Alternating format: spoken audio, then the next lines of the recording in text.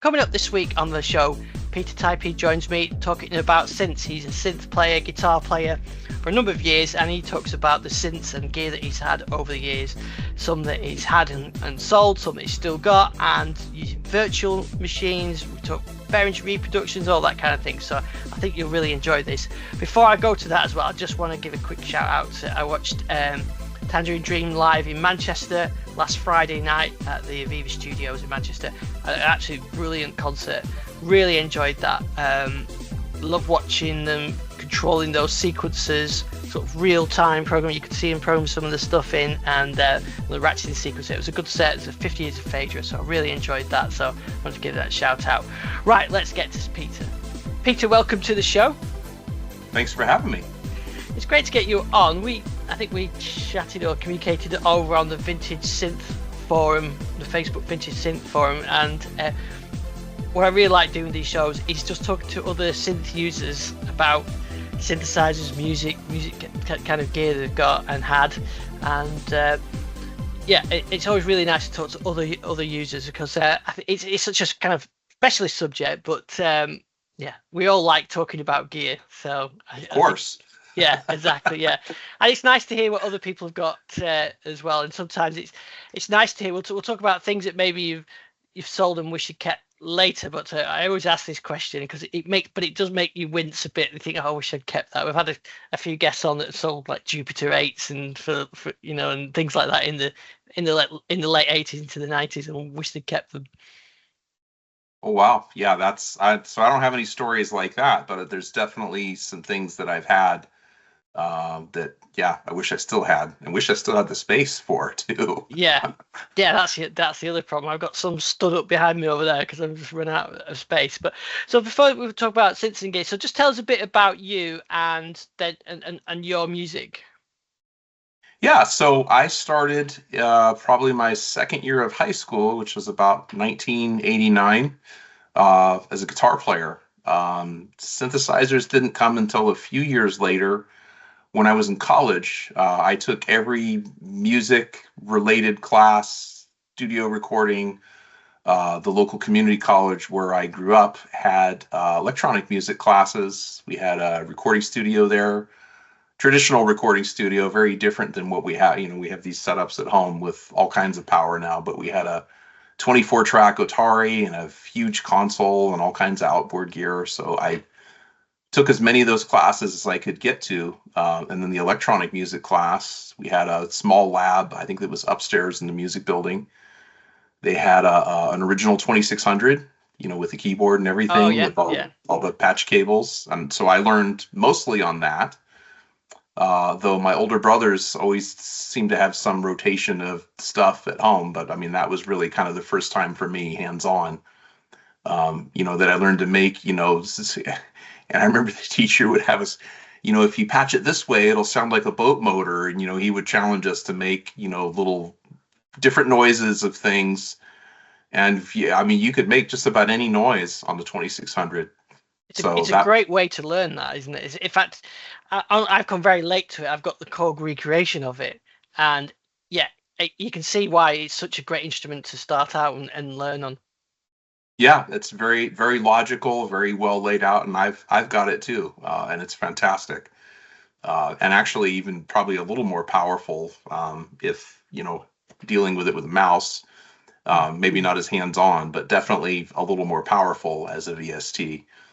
So I spent a lot of time in that program, and at one point, I think the second time I took the electronic music class, they had just bought a whole bunch of new stuff. So they had Digital Performer, we had a Korg something or other X3, that had all the multi-timbral stuff, and so I got to mess around with that stuff. And then not long after that, I bought probably what was my first, what I call a real synthesizer, which was the Roland Super JX, the JX-10. Oh, it's a lovely instrument, that. Yeah. Which was just a beast of a synth. I was just enormous. I have a 49-key controller in front of me here, and it was just huge. Awesome synthesizer, and learned a lot on that. And maybe 6 months after I got it, I got the programmer, and you could lovely. Mess with all the sliders and come up with crazy. I actually like the programmer better because you didn't have to step through the parameter lists, and it and it felt like a real analog synthesizer, even though I think some of it was digitally controlled. Hmm. It had a very, very unique kind of a sound. I think it had a chorus built in that really contributed to some of the spacier things it could do. And at that point, I think I also had a Roland Depth 5 that was their weird kind of reverby thing. It did nonlinear reverbs, it did halls, plates, and then it had a cross delay. So there was this hidden delay. And I came up with my version of, infinite loops by just cranking the feedback as high as it would go. And it would do some really kind of unusual things too. If when you had your infinite loop going, if you just barely touched the delay time, it would introduce all these little glitchy things. And so I have tapes and tapes of stuff that I recorded with that, just these droning things with guitars and synthesizers. And really that became kind of the thing for me, was ways that I could combine guitars and synthesizers and make something interesting out of it. But anyway, that's probably kind of the earliest stuff. And then some point not long after that, I got the RY30, the Yamaha RY30 drum machine. And Right, I had they came out after the RX range, and they just, yeah. Yeah, it was probably somewhere between 92, 94. And I had that thing for almost about 23 years before I had to sell it. But I had all kinds of stuff that I could build up in there. In fact, I think I actually had that before the JX, because I was programming synthesizer parts on that. It had some little basses and sounds and things you could integrate. And so I really, really learned kind of sequencing on that. Then the JX came after that. And I also had that old Alesis sequencer. This was obviously all really before the computer thing hit really big. But I had the MMT8, and so I would sequence stuff with that. Then later on, I got one of those EMU 32 ESI 32 samplers, which was awesome. That had all kinds of different things I could, because I didn't have the software, just wasn't there yet. It was kind of slowly coming, but it just wasn't really there. That was probably 97 or thereabouts by that point. And built up a lot of really, really thicker sounding stuff, due to having that sampler and the delay and the echo and all those things. And really taught me to work within some of those limitations. Everybody talks about creating some limitation for yourself. I'm going to use this one synth to make a track. And then, usually something interesting comes out the other side. So I have all kinds of, and I still have my 4-tracks in the garage. They're a little cringy at this point. They still work, but the switches and pots are a little scratchy. And so you were recording to 4-track audio. Oh yeah, yeah. And I still have all those cassettes, and they still play, as far as I know. And so when you was doing the sampling, were you doing your own sampling, or were you, because you couldn't just download sounds off the internet like I can now? Yeah, I had a lot of the emulator, the ESI libraries. They had like 20 or so CD-ROMs, and then the factory, whatever the factory content was. I sampled some of my own stuff, not a lot, but definitely got into that. At one point, I had the setup with SoundForge, and then the interface between the sampler and the computer, where you could bounce, samples back and forth, and that was really interesting. But usually when I'd sample, it would be directly into the unit. It was just a little easier that way. And then later I got the 4000, the ESI 4000, which was sort of like the stronger version of the 32. It was, I don't remember if it was more voices, more memory, or both. But that in combination with everybody remembers those zip disks. I had the zip disks set up. In fact, I think I still have those somewhere here too. But that was a pretty formidable setup that led to a lot of interesting things, which later I brought into the setup I use now, which is all based on Ableton. As far as things I've sold that I regret, it's basically all of it. Yeah. I miss pieces of all of them. The JX was really, listening to it back now, it had a really interesting characteristic. I mean, just the way I recorded it. Probably some of that had to do with being on tape. Um, Probably around 99 or 2000, I got the JP 8000 from a local guy locally that was selling it. I didn't buy it new. It was too expensive new and I couldn't afford it. But I bought it secondhand from somebody, and that was just an amazing piece for its time. And everybody talks about the JP 8000 being the trance machine or the whatever. Trance was never really my thing. It's cool for other people, but I was interested in just different things. And used that for quite a few years. And I think I had that up until about 2017. So yeah, a lot of stuff I've kept for a long time. The other one I had though, that was just an absolutely ridiculous amount of power was the Virus TI. Never used one of that, but I know a lot of people do like that. Don't they? But they talk about that a lot on the on the forums. Everything you just see, it's a really popular synth. Yeah, that thing was incredible. And I actually used it live with the band. The band stuff came later, probably 2013 or so. My brother and I got together with a singer, and we did kind of the rock band with electronics thing for about 2 years. I was living in Southern California at the time, and I used the Virus to perform live with that setup, and it was like my secret weapon. That thing cranked through a PA was just like nothing I've ever experienced in my life. I mean, it would make the room shake with the lows and the filter sweeps, and it was, yeah, that was an awesome synthesizer. I wish they'd make another one, actually. Yeah, it's nice sort of form factor as well, isn't it? Especially if you got to carry it around. I had the 37, the Polar, the white one.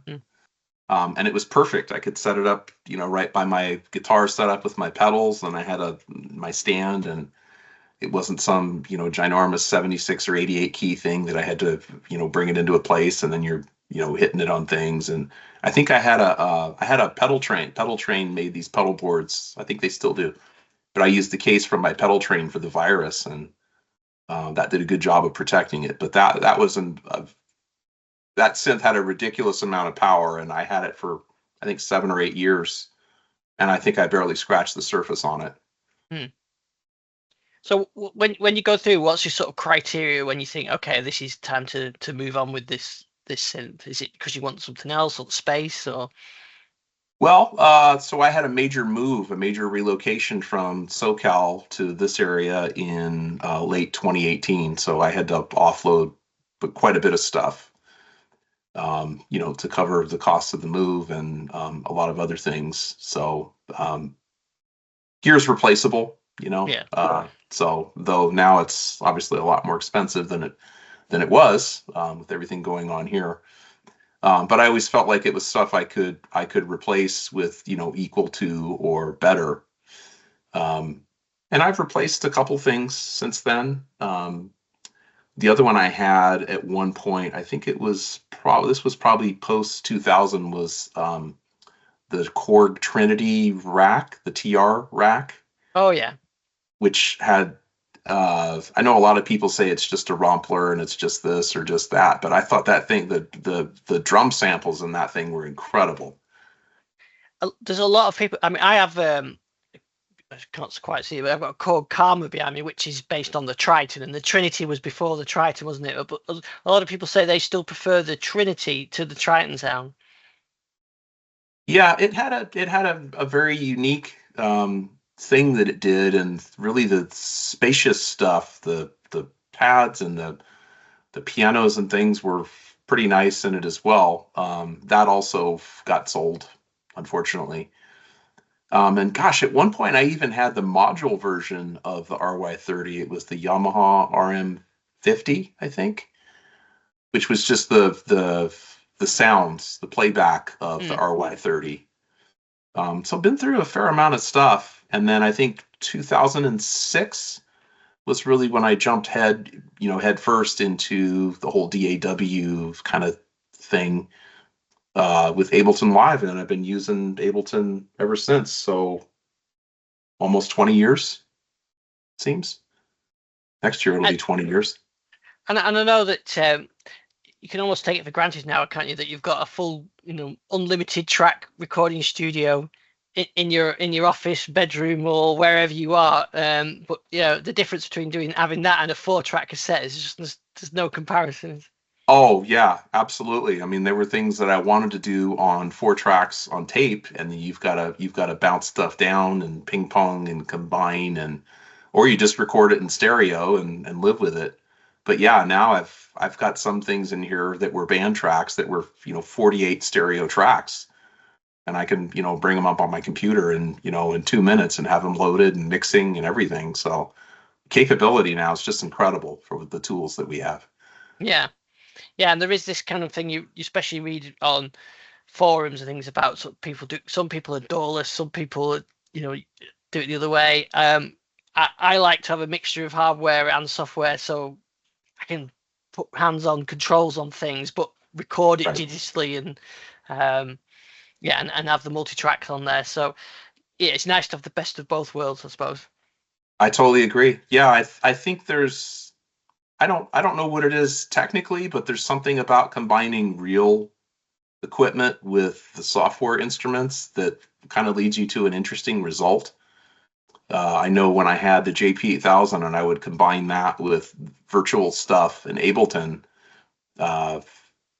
there's a vibe and a sound that you get that I don't know that you get with just virtual, if that makes any sense. Yeah, it kind of does. Yeah, I just recently got a Korg DW8000, the 86 wavetable synth, and I just quickly programmed sort of a really nice pad sound, and I just leave that on now, and you can just be playing something and you just instantly play that, and you've got instant 80s warm pad sound. And there's something about having that go to, and I can recreate it on other synths, but there's something about having that immediacy with that synth that it just comes through.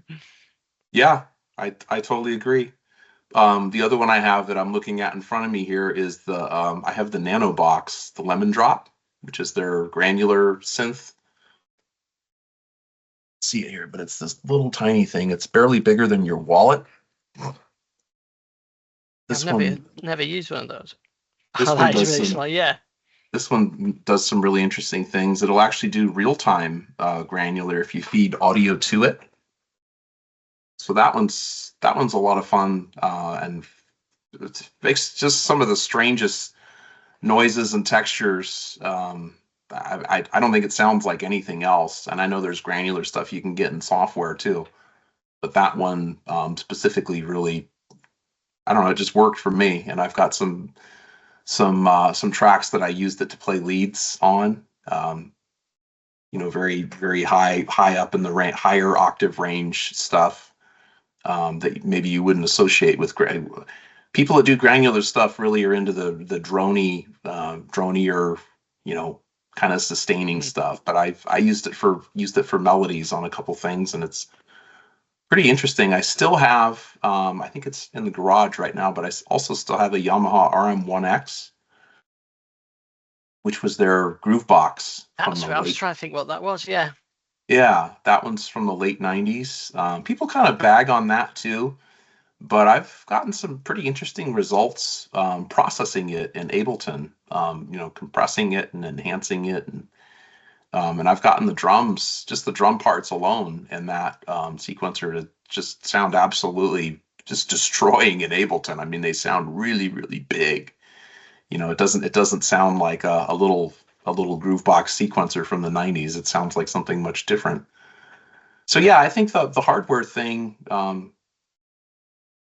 there's still stuff that we can do with that, to process it in an environment and make it sound different or more modern, or have it gel better with other software instruments. Yeah, I think it is, like you say, it's a combination. So did you, after you got into sort of going on into Ableton, did you then tend to switch to using software synths? Quite a bit, yeah. And I've lost count of how many that I have, but there's still a few go-tos. There's Native Instruments. Of course, I've got the Modwave also under the desk here. I've still got that. That's a great synthesizer, and I know you've got a lot of patches, things I've downloaded of yours that have been great. I really enjoy mixing that with different VSTs, Emergence Audio. I really like their stuff. Their kind of spacier stuff that they do. There's a track that I did where I mixed that with the Modwave for this sort of swirly pad thing, and the results were really, really great. I don't think I've got anything else running around here at the moment. The other stuff is guitar stuff. That's this here. But yeah, predominantly the other stuff is software based at the moment. Trying to think of the other ones I use. Phase Plant is one that I use quite regularly. I did get the new G-Force, the two-voice Oberheim. Oh yeah, yeah. With that sequencer is really unique in there with that ratchet thing that it does. Yeah, really. I keep meaning to check that out because I love that ratchet type Berlin. I mean, Tangerine Dream, one of my favorite groups, so I love that ratchet style sequencing. Same here, yeah. And I can't afford a real two-voice. I think I looked them up online. They're like, to get the reissue one from 2015 and 2016 was like $14,000. Yeah, I think Behringer are bringing one out, aren't they? I think they are. Yeah. I'm not sure if it has the sequencer, but it's right. the dual SEM. Yeah, it's that sequencer. That I've had quite good results doing ratchet type stuff on the Modwave and on the multi-poly because you can have the sequencer running, and then if you use the shape lane, you can have multi-trigger shapes, so you can have a 3 or a 2-part trigger, so it can go along and then start doing multi-triggers and things like that. So you can trigger the envelopes and things like that. So you can do really nice ratcheting on the Modwave. Oh, I didn't even know you could do it on there.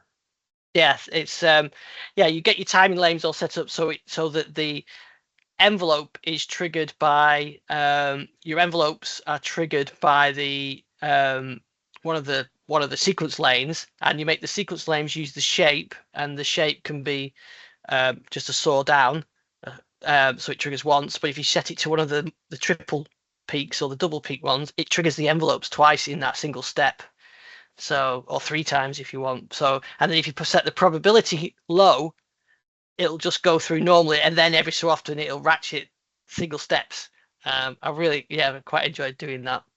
Nice. I'll have to spend some more time with that. I wasn't even aware that it could do that. I've got a video on how to do the ratchet. I think it's on the multiple, but it's exactly the same on both synths. I think I've got one. I've got a Tangerine Dream one on Modwave, I think, as well. But yeah, you can definitely do it. It sounds great. You can do it on the Wave State as well. Nice. And the multi-poly, I've watched your multi-poly videos too. That's another one I've had my eye on for some time now. It's really amazing just the power they put into that.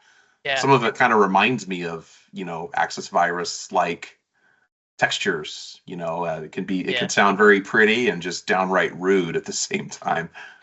Yeah, they put so much into that. It's almost like a modular synth because you can route anything to anywhere. It can do a lot, and you can definitely do the ratcheting type sequence on the multi-poly as well. Yeah, that one's probably on my short list at the moment. The other one would probably be the Pro 3. I don't know if you've looked at that one, the Sequential Pro 3. Oh right, yeah. Yeah, that's a nice. I've never owned a Sequential. Me neither. My older brother, like a long time ago, had a T8, an original Prophet T8. Oh, lovely. That was, it was just enormous. The thing weighed a ton. It was, all mostly metal, and then it had the wood sides, and that thing it was so heavy, but it sounded so good too. I think that's what Synclavier used that keyboard, didn't they, for the Synclavier? It had the T8 keyboard, I think. Did it? Controller, yeah. Okay. I wasn't aware of that. It's such a nice controller. I think that's what they used. I might have read that wrong, but I'm pretty sure they used it. It's a lovely looking instrument as well. The T8. Yeah. We definitely live in a time that's really good for synthesizers right now. I can't think of a better time with all the stuff we have access to. Yeah, that's true. That's what I was going to ask you. That some people have. What about the sort of the Behringer recreations? You get quite diverse range of opinions. Some people absolutely love them, some people hate them. What's sort of your take on these reissues? I've Yeah, I think it's cool what they've done, because a lot of the original vintage ones, the MS-20, for example. I mean, to get an original Korg MS-20 that's vintage that's quite a bit of money to do that. So I think from that perspective, the fact that they brought the price down to give people access to that stuff, uh, I mean that's a pretty cool thing. Um, a lot of people get into this, thing about, well, do they sound like the original one or not? Well, probably they're not going to sound exactly like it because the components now are different than they were. But I think just giving people access to those tools, is a pretty cool thing. Uh, I've looked at their, I'm trying to remember all the models because I've looked at a lot of them. I looked at the K2, which sounds pretty. I think it sounds pretty good. And I think it's cool. You can plug a guitar into it and do this sort of monophonic guitar synth. The Poly D, which I think is their Moog copy, which also it sounds really good. I'm trying to think of the others. I've definitely looked at that Oberheim one they have. Their SEM, their dual SEM. Watched a bunch of videos on that. I've picked up a couple. I've got the Selena string ensemble. So I always loved that Selena sound, and they're ridiculously expensive, those. And this when that came out, it was actually about £300 or something. It wasn't, maybe it was less, 200 something it was pounds. So it was a really good price. And I do find myself using it a lot now. Just string synths on everything. But the one that I picked up a months ago, was the RD78, the drum machine, the CR78 clone. It was that's £170. That's, I don't know, 200 and something dollars. But it's incredible the access that we have to this stuff now, because like I said, I get some stuff in my email, these organizations that have fully restored 2600s and old Oberheims and they're really expensive. I had a CR78 about 20 years ago and then sold it. Kind of wish I kept it now, but then I remembered why I sold it, because I didn't have it MIDI, so it couldn't sync with everything. Yes, but this is, a little box, £100 and odd. It syncs up with everything. It's got its flaws. You can't do some of the stuff like combining, pushing down two presets to get a combined preset, which is the biggest flaw, I think, because I think most people expect to do that, like, the Blondie style, where Heart of Glass, where you could put two down at the same time. But other than those limitations, it sounds just like it. So it's really nice. It's a really nice little drum machine, and it's not a huge amount of money. Whereas if I wanted to rebuy a CR78 and have it MIDI retrofitted, it's not going to be cheap.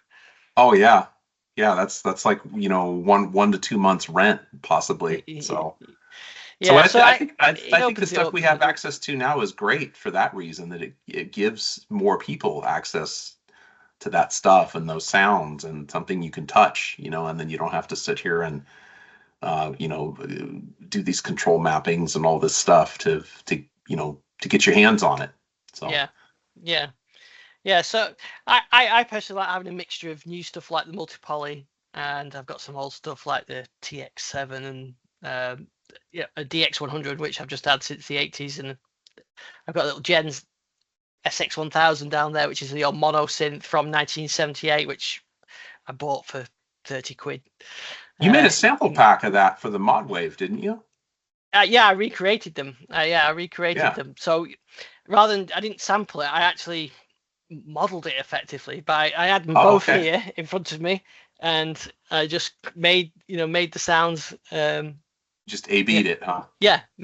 So I've done quite a few of those. So I quite like, because the Modwave has got really, you can do that mono synth architecture really well on it. So sure. I did that. I've done some sample ones like the Korg Karma, and I've got the Roland D20 and things where I took some samples of those as well.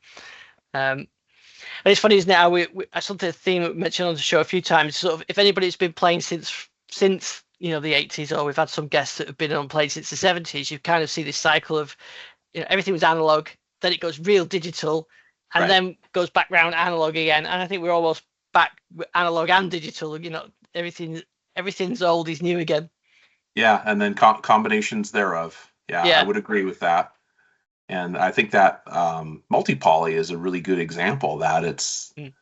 It's mostly digital, but it's trying to sound analog and have some character and do some things that I'm not sure that analog could do particularly well on its own, but it sure sounds good. Yeah.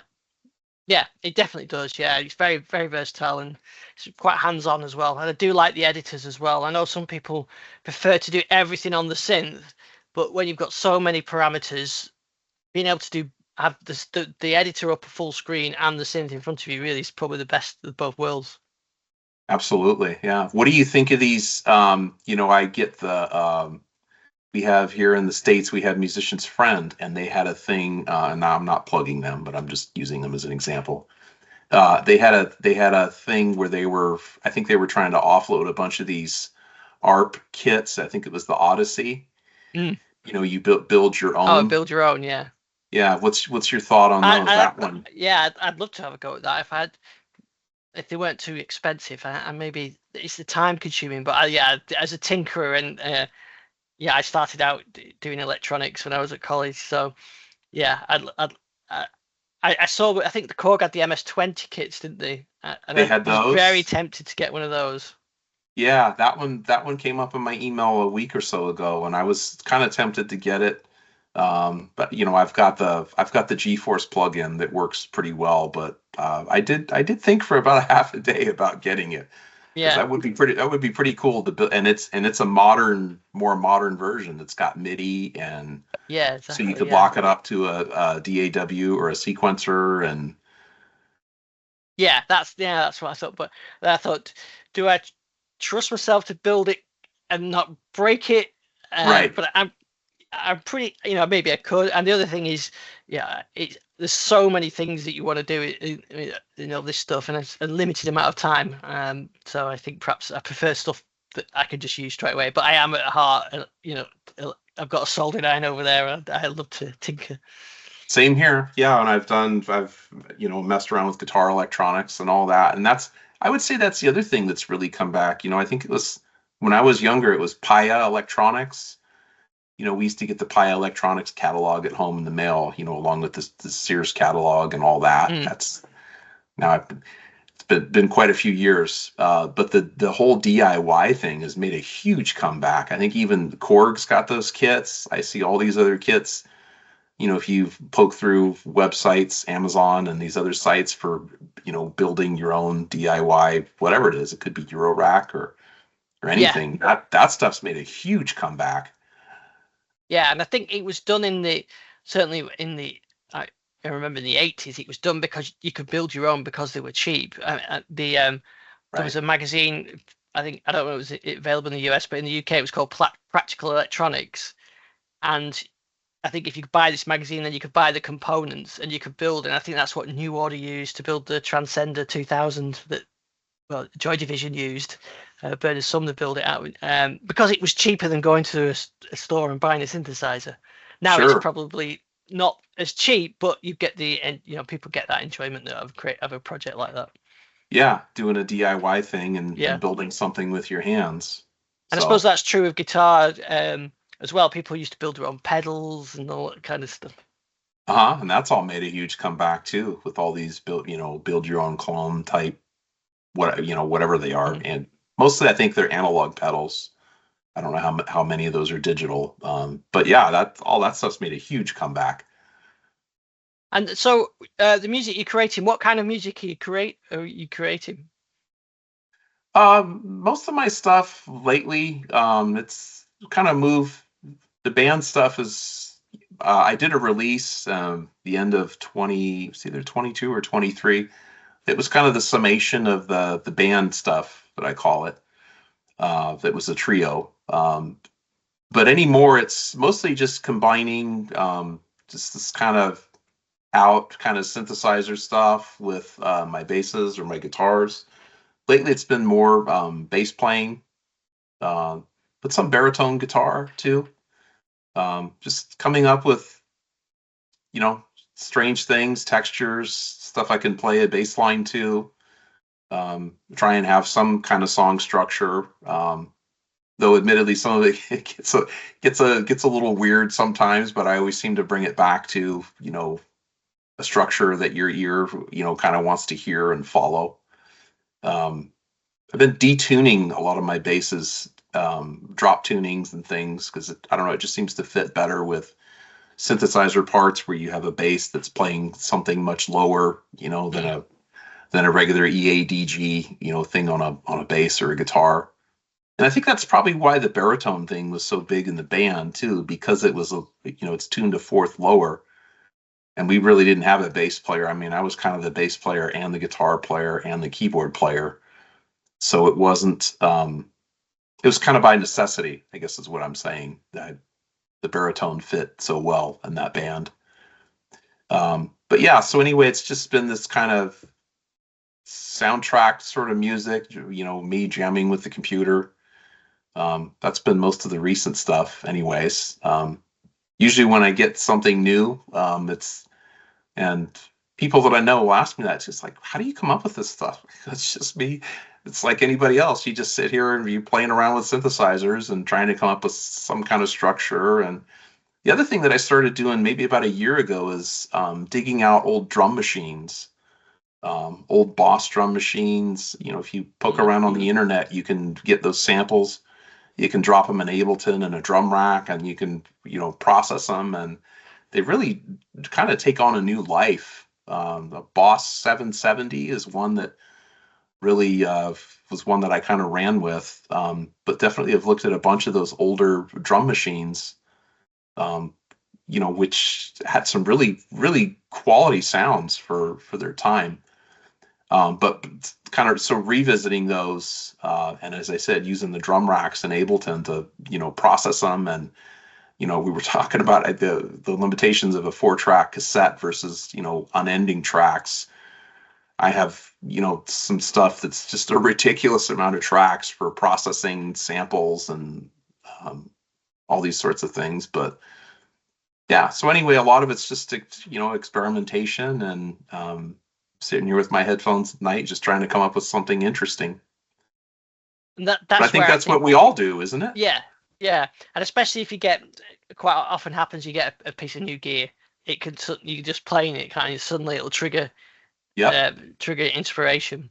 Or a new plugin. Yeah, a new plugin will send you different directions, or combining it in a different way with maybe a real piece. Or that's why I found doing the sound design is actually quite good for doing your own music as well, because as you're creating the sounds, ideas start to come as you're making the sounds for the sound packs, and I think, oh, that'll be good, that'll come in useful for something, and sure. Sometimes you use it then, sometimes you come back to it later. Yeah, you just got to be ready with the record button so you don't miss something. Yeah. So. Yeah. And I do a lot using this iPhone recorder too. I've captured a lot of things on there. It's called voice memos. So sometimes I'll be sitting playing something and I don't have time to, do the whole Ableton session and sit there and, create every pattern and all that. So I just grab the phone and hit record. And that's been a good way to just capture something like right now. And I don't have to think about setting up a new Ableton session and the tempo and, what tracks are there going to be. It's like, I just need to record something now. That's been a really good source, both for guitar and synthesizer stuff. Yeah, otherwise you can get sort of lost in the technicalities of setting up your session, and then by the time you come back, you're right, okay, I'm ready now. What was it I was going to do? Yeah, what was I doing again? Yeah, exactly. So smartphones are a really good thing for that too. Though, do you find I've got a bunch of these on the iPad that I try and use with Ableton, and they're interesting, and they do some strange things that I can't do otherwise. Well, I think in the Waldorf synths that I have on the iPad, have you been able to incorporate those in any of your DAW? I did have it a while ago, and then I haven't used anything like that. I tend to stick to I use Cubase, so I just tend to stick everything in through Cubase. So if it goes to Cubase, then I'll do it. But I tend not to use. I did when Animoog first came out. Animoog, the virtual when Uh-huh. the plugin came out. I did spend a lot of time with that, but I could never get it quite to sit in with everything else. So it sounded great on its own, but never never really be able to put it with together with anything. Yeah, I would say that's the one thing that never really totally gelled was, the iPad stuff is great, but I want it to lock up to Ableton and integrate well with Ableton, and I never managed to get it to do that. So I've got a bunch of things. Waldorf, what is it? Nave, I think it's called, the wavetable one. Mm. It makes a lot of really interesting sounds, and you can scan through the wavetables and all that, but I just never could get it to tie in to Ableton the way I wanted it to lock up. But maybe I just need to spend more time with it. Yeah, I think that's exactly what my experience was. It sounded great to play it on its own, but when you wanted to integrate it with everything else, but yeah, it's probably just a question of spending time to do it, and there's probably lots of better ways doing it that I was doing it. But I tend to stick everything. Yeah, if it's a VST through Cubase, it works. It works fine in there, and you can sync everything up. I use the Korg collection. I quite like some of those. I've those got old that Korg too. synths. Yeah. Yep. And I was really happy when they put the ER1 on there, because I had the ER1 drum machine, and I got rid of it, and I wish I kept that because it had quite a unique sound. And yeah, but that's in there now, so I managed to redo some of my patterns that I had on the ER1 sort of 20 years ago. Nice. Is that the Electribe? Yeah, it is. Yeah, Okay. yeah, it's the drum machine. Yeah, so analog-ish. Well, So I never had a real one of those. I think I knew somebody that had one at one point, but I never had one for a period of time that I worked with. Yeah, I have one, and then when my kids were born, it was I need to create some space and free up some, get rid of some gear. So that one of the things that got, it's like you said earlier on. I think sometimes life has a necessities. You got to get rid of some stuff. You can't have everything, and that's where the virtual versions are great because they don't take any space up. Yeah, and then before you know it, you've got like 900 of them. Yeah, that's the other problem you do find is you go into Cubase and add an instrument, and there's a huge long list of things, and that's where I do like to work a bit like you mentioned. I do like to force myself to some limitations. Sometimes I'll imagine I'm set in a studio in the 1984, say, so this is the gear that I'm going to use. Just virtual versions or actual versions of gear that would have been used at that time, and it does force you down a certain route, and you end up with something that you probably didn't expect at the beginning, because you can force yourself down that sort of style. Yeah, it definitely gives you. I think the phrase is kind of option paralysis, and it's like, God, I got like 900 plugins over here, and they all do these incredible things. It's like, how do I make something out of this?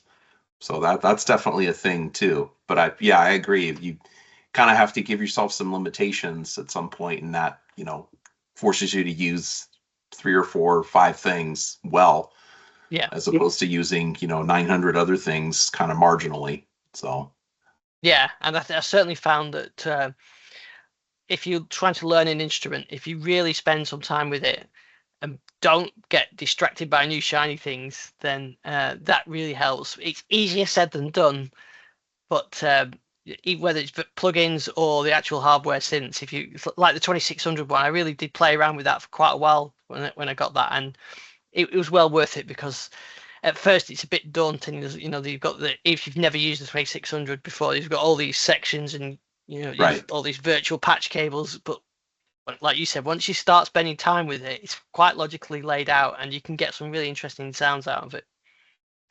Yeah, and I think that's another thing to be said for hardware. When you have real, I think of that JP8000 I had, or the RY30. I knew those 2 pieces of gear really well. I mean, I could get in there and do step editing in the RY30. Of course, you can do all that now in Ableton too. But at the time, there was no Ableton, so. But I really knew both those pieces pretty well. And the virus, I think I was getting there, but I honestly didn't have it long enough to really, get all of it. I definitely had the virus control, the VST plugin, and I thought that was totally cool, to have, bridge a real synthesizer into a DAW. And I wish they had kind of done more with that. It doesn't seem like they're developing that anymore. But something to be said for hardware and kind of forcing you to learn it. VSTs have that too, and of course we have, owner's manuals for VSTs. But just a lot of places to click. It's a lot of clicking and figuring out, and where's the back panel, and Predator is that one, the Rob Papin synth that I have, and that one you can flip over the back panel, and it does, you can get to the alternate tunings and all kinds of. So you just got to figure out where all the stuff is. It's not very immediate, right? Like a piece of hardware. The knob for the thing is right there. You turn it, and it does that. Yeah, and I suppose especially in the when you're younger and tend to only have very limited funds for these things, and you have your synth, you spend that has to do everything, so you get to know it really well. With VSTs, that they're often really good prices and not really expensive. I've got some of the Cherry Audio ones, and they're really good value, but because of that, you're investing maybe £50 or $60 on one synth, whereas if you spend £400 or $800 or something on a synth, then you really invest the time in it. Whereas if you've got 10 at 50, perhaps you don't. Totally, yeah. The 10 at 50 thing is, that's kind of the thing I fall back into is the preset surfing. I need to be in here doing something more than just figuring out what this. I need to figure out what this thing can really do, rather than just limit myself to what's already here. So yeah, and you're absolutely right. When you make a bigger investment, when I bought that JP8000, it was like, I think it was $900 when I bought it, which was a lot then, but that was also less than, I don't remember what it cost new in 97 or 98 or that time frame. But definitely, yeah, you're right. It forces you to learn the stuff that you have really well, and figure it out and dial it in. So yeah, there is that. Yeah, so that's what you said about that choice paralysis. You've got 50 or 10 $50 plugins. That's a lot of presets to skim through. Right. Yeah, totally is.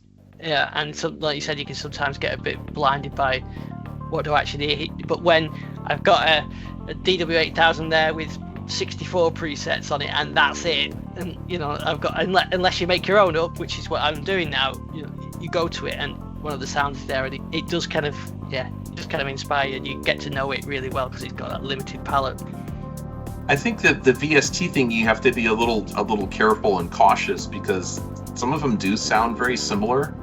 I'm trying to remember that I was looking at one. I thought, I think I already have that in Phase Plant. I don't know that I really need this.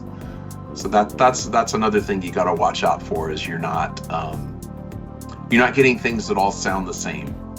And I think a lot of the stuff I've got here is fairly unique. That new GeForce one I don't think that thing sounds like anything else that I have.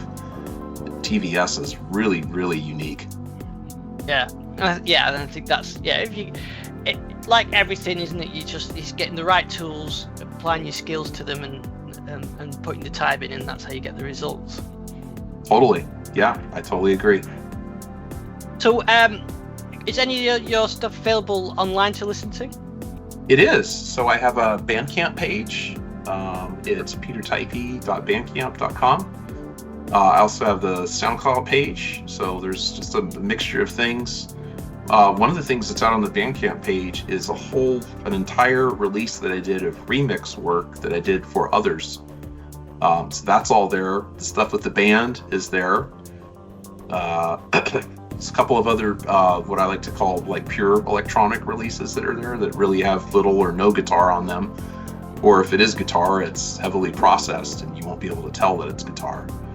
I listened to one, I think it was from January this year, and I could hear, I didn't hear a lot of guitar, I could hear the synths and a lot of different drum. I was trying to think what drum machine were you using, but now you meant the way you described it, now I can understand how you did it. You've got different sounds all in and processing. Yep, and that may have been the 770 you heard, because I really like that machine a lot.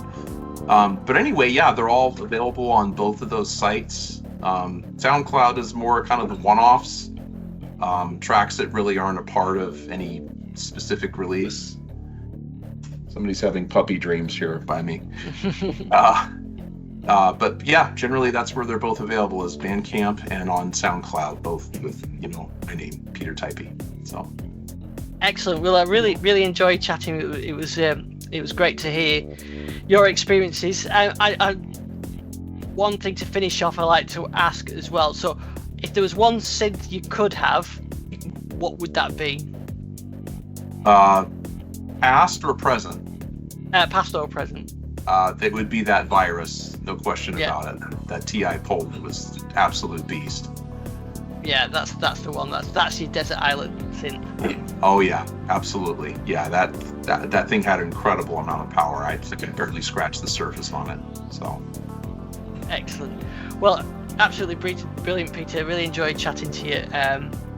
I'll include the links to your Bandcamp and the SoundCloud along with the video description and the podcast description, so the listeners and viewers can take a look and take a listen at that.